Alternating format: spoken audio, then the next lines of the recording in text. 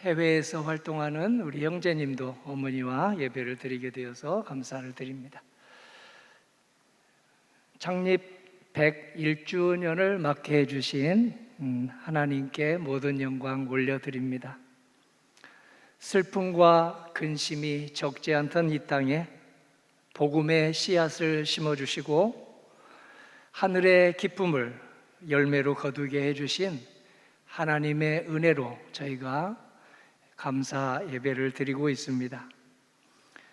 하나님은 우리가 평안하기를 바라고 계십니다. 성도님들은 지난주에 그리고 오늘 지금 마음이 얼마나 평안하십니까? 겉으로는 멀쩡해 보여도 속으로 삼키는 눈물이 혹시 있지 않으십니까? 한국보건연구원에서 우리 한국인들이 얼마나 삶의 만족도가 있는지, 고립감은 얼마나 큰지, 갈등은 좀 줄어들고 있는지 연구를 해보았습니다.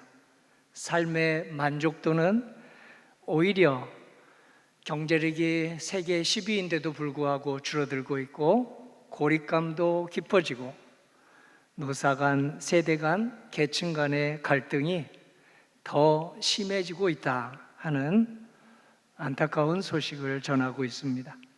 그런 상황에서 오늘 저희는 주님의 말씀을 듣습니다. 요한복음 16장 20절입니다. 너희는 근심하겠으나 너희 근심이 도리어 기쁨이 되리라. 근심이 변화되어 기쁨이 되리라. 오늘 십자가 지신 뒤에 부활하신 예수님의 말씀입니다. 이 말씀은 그저 단지 위로만 하는 말씀이 아닙니다. 조금 견뎌봐요, 그러면 괜찮아질 거예요 하고 그렇게 하는 위로가 아닙니다. 근심거리가 우리 일생에 계속된다 해도 그 근심을 바라보는 나의 눈과 나의 관점을 바꾸어 주신다는 말씀이십니다. 근심을 바라보는 나의 눈길, 그리고 나의 관점을 바꾸시어 부활의 소망을 잃지 않게 해주신다는 주님의 은혜입니다. 그 소망을, 부활의 소망을 이루어서 기쁨을 잃지 않게 하신다는 말씀을 받습니다. 예수님께서는 이 말씀을 제자들과 이별을 앞두고 하셨습니다.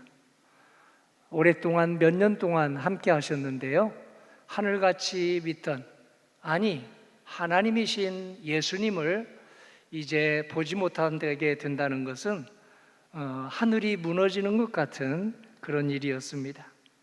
그래서 근심에 쌓일 것을, 제자들이 근심에 쌓일 것을 예수님은 미리 아시고 오늘 이렇게 말씀하셨습니다. 요한복음 16장 16절입니다. 조금 있으면 너희가 나를 보지 못하겠고 또 조금 있으면 나를 보리라. 조금 있으면 너희가 나를 보지 못하겠고 또 조금 있으면 나를 보리라. 보지 못하리라? 그런데 다시 보리라? 성도님들은 이 말씀을 지금 바로 이해하십니까? 제자들은 이 말씀을 바로 이해하지 못했습니다. 보지 못하리라? 그런데 다시 보리라? 부활하신 예수님을 만나고 나서야 제자들은 나중에 알게 되었습니다. 그래서 자기 삶에 적용을 했습니다. 끝이라고 생각했던 자리가 부활하신 주님을 믿고 살아가는 사람에게는 새로운 시작이 된다는 것을 알게 되었습니다. 실패했다. 건강에 실패하고 경제생활에 실패하고 인간관계에 실패를 했다라고 생각을 했는데 그게 끝이 아니고 세상에서는 끝이라고 말하지만 새로운 시작이 되게 해주신다는 것을 부활하신 예수님을 뵙고 알게 되었습니다. 성도님과 저의 삶이 지금 얼마나 꽉 막힌 것처럼 보이는 부분이 있습니까? 그럴 때 주님은 그 꽉 막힌 부분의 너머를 보게 해주십니다. 근심거리 나무만 보지 않고 근심거리의 숲도 보게 하십니다. 근심거리의 나무만 보지 않고 근심거리의 뿌리도 보게 해주십니다. 그러면서 예수님께서는 근심이 부활 소망으로 말미암아 기쁨으로 변화되는 것을 해산의 고통에 비유하셨습니다. 오늘 이 말씀은 어머니들은 얼마나 더 빨리 이해할까요? 우리 형제들, 저 같은 남성들은 조금 한 박자, 두 박자 늦게 이해하게 될 수밖에 없을 것입니다. 아기를 낳는 것은 죽을 것 같은 고통이지만 아기가 태어나면 산모는, 어머니는 그 고통이 기쁨으로 바뀝니다. 아기를 보면서 그 아기를 보는 천사와 같은 아기의 모습, 천사의 미소와 같은 그런 아기의 미소를 보면서 10달 동안의 그 세월, 그리고 또 아기를 낳을 때에 10시간, 15시간의 그 산통을 이겨내고 기쁨으로 바뀝니다. 하나님은 구약시대 몇백 년 전에 이사야를 통해서 너희의 슬픔이 산모의 슬픔이 기쁨으로 바뀌는 것처럼 그렇게 바뀌는 은혜에 대해서 이미 말씀하신 바 있습니다. 이사야 66장 7절과 9절입니다. 시온은 진통을 하기 전에 해산하며 고통을 당하기 전에 나마를 낳았으니 하나님이 이르시되 나는 해산하게 하는 이인즉 어찌 태를 닫겠느냐. 산모뿐만 아니라 고통이 끝인 것처럼 보이는 우리 모든 남성들도 하나님은 그 고통 속에서 새로운 출발, 새로운 시작을 준비하신다는 말씀을 성도님과 저에게 해주십니다. 해산의 고통은 죽음의 신호가 아니라 새로운 시작, 새로운 출발의 신호임을 오늘 부활하신 예수님은 우리 모두에게 말씀하십니다. 하나님은 지금도 근심 중에도 새로운 날을 잉태하게 해주십니다. 우리의 실패 속에서도 새로운 날을 잉태하게 해주십니다. 건강에 적신호가 왔어도 오늘 새로운 날을 잉태하게 해주십니다. 사랑관계 때문에 잠 못 이루고 너무 가슴이 무너져도 새로운 날을 잉태하게 해주십니다. 우리의 근심을 주님의 손에 올려드리면 주님께서는 부활의 그 은총으로 우리를 변화시켜 주십니다. 상처받은 우리의 마음의 자리를 은혜의 흔적으로, 십자가 은혜의 흔적으로 덮어주시고 바꿔주십니다. 우리의 상처와 우리의 고난이 은혜의 과정이 되고 우리의 눈물도 구원의 재료가 되게 해주시는 오늘 그 은혜가 십자가, 우리가 바라보고 있는 성전 한가운데의 십자가입니다. 그러므로 우리는 상황만 바뀌는 것이 아니라 상황을 바꾸시기 전에 우리의 시각과 우리의 관점을 먼저 바꾸시는 우리 주님의 은혜를 이 시간에 바라보도록 초대받았습니다. 주 예수님은 그때나 지금이나 2000년 전이나 지금이나 우리의 문제와 상황을 바꾸시기 전에 그 문제와 상황을 바라보는 나의 시각, 나의 관점부터 새롭게 바꾸어 주십니다. 예수님이 요한복음 16장 23절에서 하신 말씀을 청종하십시다. 그날에는 너희가 아무것도 내게 묻지 아니하리라. 그날에는 너희가 아무것도 내게 묻지 아니하리라. 아무것도 묻지 않으리라, 이 말씀은 궁금증이 다 해결되어서 아무것도 묻지 않는다는 말씀이 아니죠. 모든 것을 다 통달하고 알게 되어서 아무것도 묻지 않는다는 말도 아니죠. 예수님과 관계가 새롭게 되어서, 예수님과 관계가 친밀하게 되어서 더 이상 묻지 않는다는 말씀입니다. 사람은 설명만 듣고 해석만 듣고 살아가는 존재가 아닙니다. 인격적인 관계, 사랑의 관계를 맺을 때에만 제대로 사람답게 살아가는 존재입니다. 진실로 사랑하면 기나긴 해석이 필요 없습니다. 주님을 인격적으로 만나서 사랑하면 설명이 짧아도 하나님의 말씀을 이해합니다. 다 이해되지 않아도 우리 하나님께 나의 앞날을, 나의 상처 입은 과거를 다 맡기게 됩니다. 도마를 보십시오. 내가 직접 보지 않고는 믿지 못하겠습니다. 내가 부활하셨다는 예수님을 직접 보지 않고는 믿지 않겠습니다 생각이 많던 그가 부활하신 예수님을 인격적으로 만나고 예수님의 사랑을 만난 다음에는 바뀌지 않았습니까? 바뀌어서 설명해 주시지 않아도, 다 해석해 주시지 않아도 나의 주님, 나의 하나님, 예수님은 나의 주님, 나의 하나님이라고 고백하게 되지 않았습니까? 도마가 다 이해해서 이런 고백을 했나요? 도마가 인격적으로 예수님을 만나서 이런 이해를 하게 되었습니다.